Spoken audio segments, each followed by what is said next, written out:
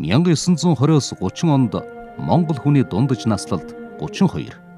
Хүн амын тоо ердөө 600 мянга байсан. Энэ богинохон хугацаанд хүн амын эрүүл мэндийн үзүүлэлт эрс дээшлэхэд эрүүл мэндийн салбар энэ салбарт ажиллаж байсан байгаа үе үеийн удирдлага, эмч, совилагч, мэрэгжилтнүүдийг бэлтгэн гаргасан 75 жилийн түүхтэй анагаахын шинжил ухааны үн төсний их сургуулийн гавьяа ихэ. Анагаахын шинжил ухааны үн төсний их сургууль байгуулагдсан цагаас хойш нийт 20 орчим мянган хүний их эмч бэлтгэсэн бөгөөд тэдний үйл хэрэг хичнээн хүний алтан ам эрүүл мэндийг авран хамгаалсныг хэмжих аргагүй юм.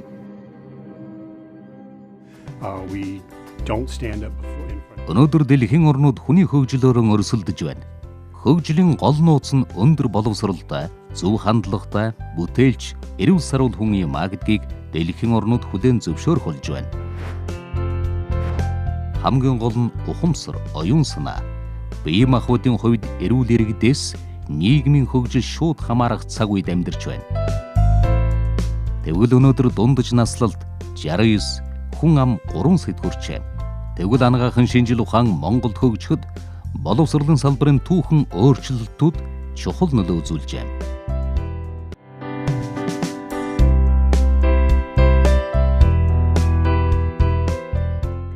Далгарав жилийн түүхтэй манай орны дээд боловсролын систем сүүлийн 30 орчим жилийн дотор хөгжлийн 2 том үе шатыг туулсан гэж үздэг.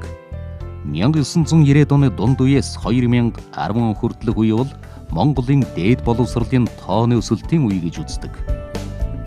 170 орчим их дээд сургуультай болж оюутны тоо 200 мянгад хүрч огцом өссөн. Тэгвэл 2010 оноос хойш өнөөдрийн хүртэл үеийг дээд боловсролын шинчиллийн үе гэж нэрлэж болно. Дээд боловсролын шинчиллийн хүрээнд олон их дээд сургуульд төсөл хэрэгжиж байгааг нэгэн анагаахын шинжил ухааны үн төсний их сургуульд хэрэгжиж байгаа суралцахын увьдас төсөл юм. Суралцахын увьдас төслийн багийнхан аливаад эергээр хандах нь шинчиллийн гол цөмн гэж үзэж байгаа бөгөөд сургалтанд багш хандлагыг яаж заах, хэрхэн үнэлэх тогтолцоог нэвтрүүлж эхлээд байна. Эмчийн тавьсан онош эмчилгээ зөв байлаач хүн гэдэг амьд бие махбодтой учраас сэтгэл ханамж авах, ухамсар сэтгэлээрэн эмчлэгдэж байдаг. Иймээс ялангуяа хүний аминаас хариуцдаг, хариуцлагатай ажлыг гүйцэтгэдэг эрүүл мэндийн салбарт ажиллаж байгаа эмч, совилагч, мэрэгжилтний хандлага, харилцаа чухал болохыг хөндөж эхэлсэн байна. Хандлага гэдэг ганцхан үг юм шиг боловч энэ үгийн утган дотор ёс зүй, харилцааны соёл, зан үйл, аливаа юмд хандаж байгаа бүхэл зүйл хамаардаг. Нөгөө талаас хандлага гэдэг нь зөвхөн хүнд хандгаас гадна амьгүй юмд магадгүй энэ номын санд байгаа номондоо хандах, ажилдаа хандах, цагтаа ирэх гэл олон агуулгыг агуулж байдаг. Бид 1998 онд хандлага гэдэг үгийг анх удаа анагаахын шинжил ухааны үндэсний их сургуулийн бичиг баримтанд оруулж ирснээс хойш аль хэдийн 18 жилийг өнгөрсөн байна. Ингээд бид хандлагын тухай олон янзын сургалтыг зохион байгуулж, үе шаттай хичээлүүдийг оруулдаг болсон юм. Хүмүүст мэдлэг түгээхэд тэдний сонсох чадвар 30%, аливаа юмд хариу өгөх чадвар 20%, аливаа юмд хандаж байгаа байдал 50%-аар нөлөөлж хүлээн авдаг байна. Ийм хандлага суурилж сургалтын зохион байгуулах нь үр дүнг хэд дахин өсгөх боломжтойг дэлхийн эрдэмтэд нотолж байна. Зөв хандлагаар суралцсан оюутан тийм л хандлагаар ажиллаж бусдад үлгэр дуурайл болж байдаг. Ийм тэглээд хандлаган өөрчил, дараа нь суралц, тэгээд амжилт гарах хэмээн зөвлөх болжээ. За хандлага гэдэг үг томьёолыг бол бараг одоо анагаахын шинжлэх ухааны үндэсний их сургуульд хамгийн анхалж хэрэгэлсэн гэж хэлж болно. Энэ чиглэлээр манай одоо профессор маань ч гэсэн бүр суралцаад ирсэн. Одоо анх бол хандлага гэдгийг бол хүмүүс их өөр ойлгодог байлаа. Одоо бол анагаахын шинжлэх ухаанд хандлага бол хэдийн одоо байх ёстой тогтносон үг хэллэг болоод байгаа. Энэ нь юугаар батлагдж байна гэхээр хичээлийн хөтөлбөр бүр дээр энэ хичээлийг үзнээрээ би ямар мэдлэг, ямар чадвар, ямар хандлагыг эзэмсэн байх ёстой юм бэ гэдгийг бол бүр зааж гаргаж өгдөг болчихсон байна. Хандлага өөрчлөгдснөөр сургалтын хөтөлбөр өөрчлөгдөнө. Багш бүгдийг ус чухлын заах, ер нь заах байгаас суралцах руу шилжих үйл явц гэж харж байна. Бид бол Аз намхан талаан бүсийн анагаахын холбоогоор бид нэр хөндлөнгийн үнэлгээ хийлгэсэн. Тухайн одоо экспертүүдээс гол ярьсан зүйл бол хандлага төлөвшүүлэх хичээлийн цаг хугацааг нэмэгдүүлээч гэдэг бол саналыг бол биднэрт 2012 онд өгчээсэн.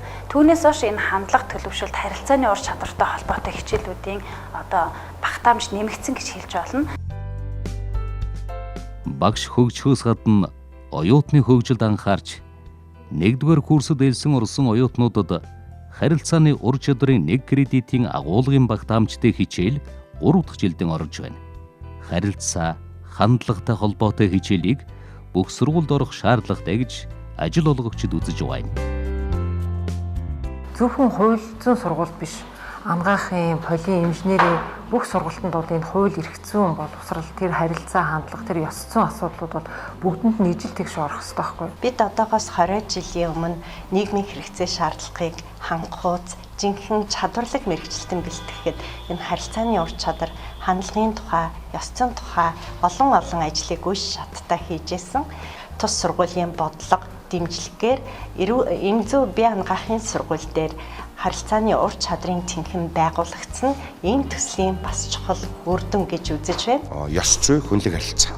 Энийг л төвшүүлдэг. Энэ бол бидний үнэт зүйл юм шүү гэдгийг оюутандаа, багш нартай, ажилчдаа бүгдэнд нь ойлгуулж хэвшүүлээ л гэж байна. Энэ бол өөрөө хөгжлийн гараа гэж ойлгож байна шүү дээ. Тийм ч учраас энэ жил бид нэр харилцаа хандлага, ур чадварын тэнхим шинээр бий болгосон оюутнуудаа, багш нартаа бид сургалтуудыг явуулаа л гэж. Асуудал суурилж суралцах хөтөлбөр 2008 оноос хойш хэрэгжих хугацаанд хандлагын талаар тодорхой бүтээл туурайд байна. Бид өнөөдөр хандлагын тухай олон ном зохиолыг багаараа бичиж, хандлагын нууцт нэвтрэх номыг энэ чимэлгийн мэрэгчлэтнүүдтэй нэлээд олон ном бүтээлийг иргэдтэй болон мэрэгчлэтнүүдтэй хүртэл болгосон байгаа. Ерөнхий боловсролын сургууль төгсөгчид элсэлтийн шалгалт өгдөг. Ингээд өндөр оноо авсан оюутнууд их сургуульд ордог. Харин ихтэй сургуулиуд оюутан эсвэлэгтээ хандлага тодорхойлох шалгалт авах шаардлагатай байна. Ер нь бол хандлагыг эмч болохоос нь ихсүүлээд эмчээр элсэгт нь хүртэл ямар хандлагатай хүнийг одоо анагаахын сургууль авах вэ гэдгээс ихсэхгүй бол төгссөний дараа тодорхой хувьд хандлагын одоо өөрчлөлттэй болцсон үед нь эргээд засна гэдэг бол маш их төвөгтэй байдаг. Хуучин бид нар амар юм уу эсвэл онлын мэдлэгийг шалгахын тулд плед цуглуулж мөн сүүлдээ бид сорил авдаг байсан бол энэ бол зөвхөн мэдлэгийг шалгадаг юм байна. Гардан үйлдэл хийгээд хэр сайн хагалгаа хийж гин, хэр сайн тариа хийж гин гэдгээр чадрын шалгадаг. Гэтэл нийгмээс хүсээд байгаа, ард иргэдээс хүсээд байгаа сэтгэл, чин сэтгэл гэдгийг бид шалгаж чаддаггүй өнөөг хүрсэн байна. Дэлхийн тэргүүлэх их сургуулиудын оюутан эсвэлэг хамгийн гол шалгуур нь тухайн хүүхдийн дотоод сэтгэл, хүсэл мөрөөдөл, зорилгыг тодорхойлох эссе бичлэг байдаг. Эссе бичсэн хүн өөрөө өөртөөгөө ярилцах, өөрийгөө таних мэдэх боломж олж хардаг. Хаанаас хаа хүрэх гэж байгаа эхлэл цэг, явах маршрутаа тодорхойлж байдаг. Иймд эсэлд авахтаа ярилцлага авах, эссе бичүүлэх зэрэгээр хандлага тодорхойлох шалгалт авч эхлээд байгаа нь хамгийн чухал юм. Багш нарын хувьд хамгийн их өөрчлөх ёстой зүйл нь хамтараа хичээлд бэлтгэж ярилцах, цаг зав, номын сан, өрөө тасалгааг бэлтгэх ёстой. 4 цагийн хичээл заахын тал нь буюу 50% хичээлээ бэлтгэх, оюутнаа судлах, арга барилаа боловсруулах зэрэгт цагаа зарцуулахгүй бол өөрийн болгоогүй зүйлээ дамжуулдаг, дамжуулагч л болж хувирдаг. Иймд багш нар баг болж ажиллахдаа 3 үеийг хамаарх нь гайхалтай үр дүн өгнө. Хуучин одоо яг манай уламжилт анагаахын одоо ахмадуудын үе. За бид нар яг завсрын тэр дунд одоо энэ сургуульд 20 хэдэн жил багшилж байгаа хүмүүс. За магадгүй 10 жил, 5 жил багшилж байгаа хүмүүсийн энэ их ялгаатай, насны ялгаатай энэ багш нарын дунд юу баг бүрдүүлэх хэрэгтэй. Тэгэхээр бид анагаахын сургуулийг хөгжүүлэхдээ дэд боловсролыг хөгжүүлэхдээ багаар явах. Ямар багаар явах вэ гэхээр ахмадууд, дунд үе, залуу үе. Анагаахын шинжил ухааны үндэсний их сургуульд багшийн хөгжлийн төв байгуулагдсан дээд боловсролын шинжлэх хэрэгжүүлэх бодит алхам болсон гэж үздэг. Багшийн хөгжлийн төв нь багш нарын мэрэгжлийн хувьд ахих уламжийг дэмжих, багш нарт заах арга зүйн ур чадвар болон мэдлэгээ дээшлүүлэхэд туслах, тэдний эрдмийн ажлыг дэмжих, манлайлагчийн талаарх ойлголтыг төлөвшүүлэх, сургалтын таатай орчин бүрдүүлэх, мэрэгжлийн олон нийтийн хамтын ажиллагааг дэмжих, багшийн хөгжлийн талаарх олон улсын болон үндэсний хэмжээний үйл ажиллагааны мэдээлэл түгээх, төсөл хөтөлбөрүүд хэрэгжүүлэх зорилготой ажиллаж байна. За манайх ерөнхийдөө нийт нэг 700 гаруй багштай байгаа. Одоо багш, тэгээд ахлах багш, дэд профессор гэдэг ингээд энэ нөгөө албан тушаалын зэрэглэл болгон дээрээ тухайн багш нар бол тодорхой хэмжээнд энэ хооны боловсрол судал, сургууль заах арга зүйн сургалтуудад бол хамрагдаж явдаг. 2014-өөс 2015 оны хичээлийн жилд багшийн хөгжлийн төвөг байгуулан цөм хөтөлбөр, заах хуй ба суралцах хуй, анагаахын боловсролын судалгаа, сургалтын үнэлгээ, багш мэрэгжлийн үндсэн, багшийн хандлага, харилцааны ур чадвар сэдвүүд сургалтуудыг зохион байгуулж, нийт багш нарын 47.8% нь хамрагдаж байна. Сайн сургалт, сайн багшийг, сайн багш, сайн мэрэгжилтэн хөдөлмөрийн зах зээлд нийлүүлдэг. Хэрвээ сайн багш гэж бид өөрсдийгөө хэлье гэвэл тухайн эмнэлэгт ажиллаж байгаа эмч совилогч, нийгмийн ажилтан, сэтгэл судлаач гэд энэ мэрэгчлэтнүүд ард түмнийхээ төлөө сэтгэл оюунаа хоёргууд сэтгэлээр зориулж, чин сэтгэлээсээ ажиллаж хөдөлмөрлөж чадсанараа тухайн мэрэгчлэтний чадвар их сургуулийн багштай холбон үзэж болох юм аа. Багшийн үүрэг нь мэдлэг дамжуулагч байх ам болж, оюутан суралцагчийг чиглүүлэх, дэмжих, туслах, хүч өгөх, сайн мэрэгжилтэн бэлтгэхээс өмнө хүн шиг хүн болгох, өөрөөр хэлбэл бусадтай харилцах, хамтарч багаар ажиллах, асуудлыг тодорхойлох, шийдвэрлэх чадвар эзэмшүүлэх нь дээд боловсролын байгууллагын шинжиллийн үндсэн суурь болох хэрэгцээг нийгэм шаардаж эхэлсэн байна. Мэдээж ирээд төгсөж байгаа оюутнууд эмчнэр маань төдийлөн одоо мэдээж дадлгаж байгаагүй, өөр ингэсэн бас тодорхой хэмжээний мэдлэгтэй болсон ч гэсэн дадлгаж байгаагүй хүүхд тулгамдах асуудал маш их байдаг. Ийм учраас эмчнэрийг тодорхой хэмжээгээр үе шатгаар давтан сургадаг байгаа. Жор үдсэн эмчээс зовлон үдсэн чавганц дээргэлцдэг нь зөвхөн мэдлэгтэй холбоотой биш ээ. Мэдлэгээс гадна чадвар, хандлага, харилцааг тодорхойлж байна. Энэ нь амьдралд суурилж суралцахын үндсэн юм. Манай сургуулийн бас онцлог бол төгсөлтийн дараах сургалтууд нэлээд ихтэй. Эмч болоод нэгэн төгссөн хүмүүст маш их сургалтууд хэрэгтэй байдаг. Хөдөө орон нутагт байгаа эмчнэрт маань шинэ мэдээллийг түгээх хэрэгтэй байдаг. Тэгэхээр энэ чиглэлд бол энэ цахим сургалт бол зөвхөн оюутнууд төдийгүй төгсөөд гарчихсан эмнэлгийн мэрэгчлэнүүдэд маш чухал байдаг. Анагаахын шинжлэх ухааны үндэсний их сургуулийг эмч, совилагч, нийгмийн ажилтан, эмч зүйч зэрэг мэрэгжилээр нийт 6000 орчим оюутан төгсөлтийн өмнөх сургалтанд, төгсөлтийн дараах сургалтанд нийт анагаахын ба совилахын 700 гаруй мэрэгжилтнүүд суралцдаг байна. Багш нарын дунд үе шаттай, сургалттай семинар, сургалтыг зохион байгуулж, хичээлбэрийн цөм хөтөлбөрийг боловсруулж, арга зүйд өөрчлөлт хийгдэж эхлээд байна. Гэхдээ өөрчлөлт, шинжилэл бүр уламжлалан шингээж, ахмад үеийн алтан сургаалыг орхигдуулахгүй байх зарчмыг баримталж байна. Түүх соёл, Монгол хэл, Монгол соёл, Монгол одоо эмнэлэг, Монгол одоо ахуй соёл гэдэг юм. Энэ бүх зүйлүүдийг тэр юмдаа байлгах ёстой. Тэгээд юу гэдгийг альва нэгэн одоо Оксфорд гэдэг юм, Кембриж гэдэг юм, тэр сургалтын арга барилыг авах гэхийн ухаанаар хандах ёстой. Үнд суурь нь бол өөрийн гэсэн хэл соёл уламжлалыг байлгаад тэрэн дээрээ баяжуулж өгчүүл илүү одоо төхөн. Монголын ихэнх ихтэй сургуульд хамгийн анхааралтай авах зүйл нь мэдлэгт бус чадамжид суурилсан сургалт болоод байна. Одоо дээд боловсролын шинжилгээний хүрээнд шинээр боловсруулсан сургалтын хөтөлбөр төлөвлөгөөний дагуу суралцаж 4 жилийн хугацаатаа суралцж төгсөж байгаа. За ингэхдээ бол асуудал суурилсан сургалтын арга зүй, за ур чадвар суурилсан сургалтын технологи, их мэтчлийн дээд боловсролын шинжилгээний хүрээнд нэлээд ур чадвар эзэмшүүлэг чиглэгдсэн мэдлэгийг хэрэглээ болгоход төхөмтэй байх ийм одоо арга зүй, технологиудыг нэвтрүүлэхийг зорж байгаа. Багшийн хөгжлийн төв, оюутны хөгжлийн төв, цөм хөтлөөр боловсруулах зөвлөл нь дээд боловсролын шинжилгээний тулгын 3 чулуу юм. Анагаахын шинжил ухааны үндэсний их сургууль нь дээд боловсролын шинжиллийн зураглал боловсруулах, үндэсний тэргүүлэх их сургууль болох, олон улсад өрсөлдөх чадвар үнэлэмжээ дээшлүүлэх, дээд боловсролтой холбоотой үндэсний хөгжлийн цогц бодлого, хөтлөөр төслүүдийн хэрэгжилтийг хангахаар ажиллаж байна. Дээд боловсролын шинжилгээний хүрээнд анагаахын шинжилгээ ухааны үндэсний их сургууль сургалтын чиглэлээр нэлээд хэдэн чиглэлээр өөрчлөлтүүдийг хийж байгаа. Үүний нэг нь бол сургалтын хөтөлбөрийн шинжилэл. Энэ сургалтын хөтөлбөрийг бид нэр үр дүнд суурилсан хөтөлбөр болгон өөрчилж байгаа.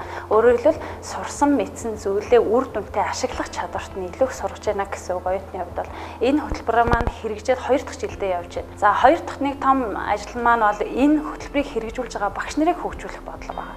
Багш хөгжүүлэх бодлогыг бид бүтэн жилийн туршид одоо төлөвлөгөөтэйгээр хийж эхэлж байна. Үүнийг бол манай одоо сургалтын бодлого зохицуулалтын газрын харьяа одоо энэ багшийн хөгжлийн төв гэдэг байгууллага бол хийж байна. За энэ нь бол багшаасаа суралцах гэдэг одоо үндслэлийг бид нар авч байгаа. Үр шимээг нь одоо хүртэх хүмүүсийн хувьд бол анагаахын их сургуулийн нийт оюутнууд гэсэн үг. Манай улс чи 100 их дээд сургууль байна. Тэгээ 160 гаруй мянган оюутнууд суралцж байна. Тэгэхээр энэ оюутнуудад бол бас яг өргөөж өгөх юм байна. Дээд боловсролын шинжилэл ихдээ сургууль бүрд эрчимтэй явагдаж байгаа бөгөөд багшийг бэлтгэх, шинээр ажилд орж байгаа багш нарыг зөв бэлтгэж чиглүүлэх үүднээс тус сургууль дээр суралцахын увидас төсөл хэрэгжиж байна. Төслийн хүрээнд амьдралын дасгалжуулагч болсон багш бэлтгэгдэх бөгөөд тэдэн зориулсан гарын авлага бэлтгэх, сургалтын баримт кино бүтээгдэж улмаар бусад ихдээ сургуульд түгээн дэлгэрүүлэх боломж бүрдэж байгаа юм. Энэ төслийн хамгийн гол зорилго нь багш бэлтгэх гэдэг зорилготой. Тэгэхээр ментор болох багшийн хамгийн түрүүнд тавигдах шаардлага нь зөвхөн чадвартай, сэтгэлтэй байхаас гадна эрүүл байх ухааныг бид бас энд оруулж байгаа юм. Ингээд багш болгон энд хамтарч одоо өөрсдийгөө өөрчлөхөөс гадна хамтаараа олон бүтээл туурхын нэг нь менторын гарын авлагыг бид боловсруулж байна. Суралцсан увидас төслийн хүрээнд багш бэлтгэх хөтөлбөрт анагаахын шинжил ухааны үндэсний их сургуулийн бүрэлдэхүүн 5 сургууль, хууль сайхуулахын их сургууль, хуульчдын холбооны багш нар хамрагдаад байна. Цаашлаад багшаар бэлтгэгдсэн мэргэжилтнүүд нь бусад ихдээ сургуулиудын мэргэжил нэгт багш нарт сурсан мэдсэн зүйлэн хуваалцах, улмаар багш нар заах уйгаас суралцах руу шилжих, дээд боловсрол судлалд өөрсдийн хувь нэмрээ оруулах зорилго тавин ажиллаж байна. Монгол улсын хөгжил эрүүл монгол хүнээс хамаарна.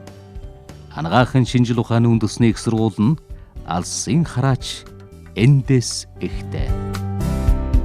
Одоо жишээлбэл манай сургууль дээр ороод захын оюутан, захын багш, захын ажилчдаас танай сургууль ямар зорилготой юм бэ гэхээр бүгд бид бүсийн Азийн шилдэг сургууль болно л бүгд хэл. Тэгэхээр өөрөө Аз намхан талаан баруун бүсийн шилдэг их сургуулийн нэг болё гэдэг зорилго нь маш их зүйлийг хийх шаардж байна. Орчноо сайжруул, хүнээ хөгжүүл, оюутнуудаа чадахжуул, эрдэм судлалын ажлаа нэмэгдүүл. Одоо энэ суралц орчноо нэг. Ингээд ирэхээр энийг цаг хугацаатайгаа холбоод энэ жил бид ийм юм хийж чадна, эх жил ийм юм хийж чадна гэд бид нэр 2024 он хүртэл хөгжлийн стратеги төлөвлөгөө боловсруулсан юм л. Эрүүл мэндийн салбарын чанарт өөрчлөлт гаргая гэвэл ихдээ сургуулийг хөгжүүлэх, ихдээ сургуулийг хөгжүүлье гэвэл багш нарыг хөгжүүлэх, багш нар заах уйгаас суралцах руу шилжих цаг болжээ. Хүний амьдралын тулах цэг, улс орны хөгжлийн баталгаа болсон боловсрол, эрүүл мэндийн салбарыг хамтад нь өөрчлөх, шинчлэх томоохон шинжилгээг анагаахын шинжил ухааны үндэсний их сургууль хийж эхлээд байна. Энэ бүхэн нь хүн бүрийн эерэг хандлагаас эхэлсэн билээ. Хандлага бүхнийг тодорхойлно.